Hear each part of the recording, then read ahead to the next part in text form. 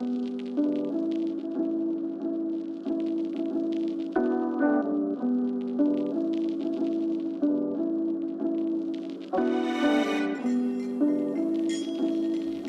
video is not sponsored by DJI or Zhiyun. We're doing this comparison vid because we like you guys.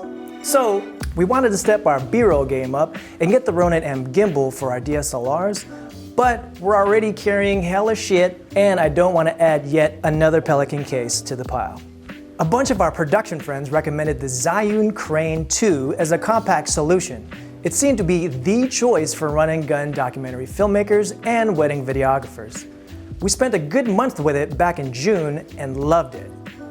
Then DJI came out with the Ronin-S and, well, let's get some test footage and comparisons.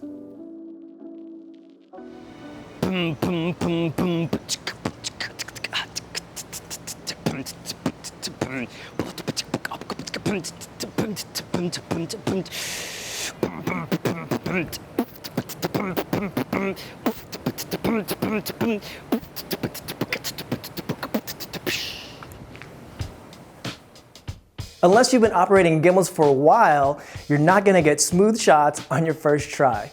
It'll look like poo-poo. It took us a little practice and some really ugly footage before flying with them became a dance.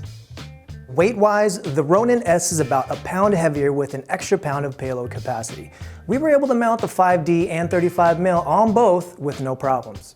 And the weight difference isn't that drastic since the weight distribution is pretty balanced, so it doesn't feel awkward.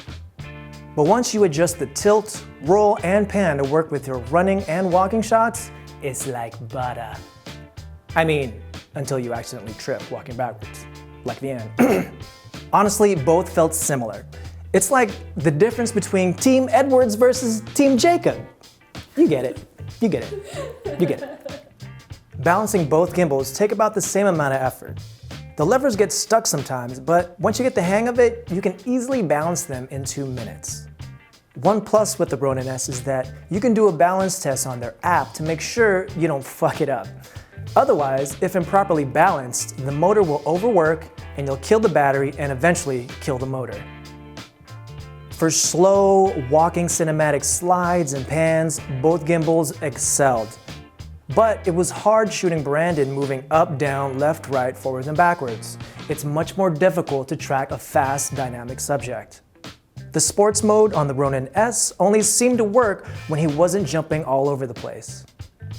No worries though, because nothing a little slow-mo and some editing can't fix. Oh yeah. One minor issue with the Zhiyun, the menu dial is not intuitive. We kept wanting to press the button in the middle to select our options. You actually have to tap right to select. But the Zhiyun does one-up the Ronin by having a sexier case, and you don't have to play Tetris putting it back in. A minor gripe about both cases, you have to unbalance and shift the levers around in order for it to fit. I just want to run and gun, grab it and go. The Ronin-S goes for $699 and the Crane 2 is $50 more at $750. Let us know if you want us to do a tutorial on how to balance your gimbal, and check out the site for the in-depth review on TechCrunch.com.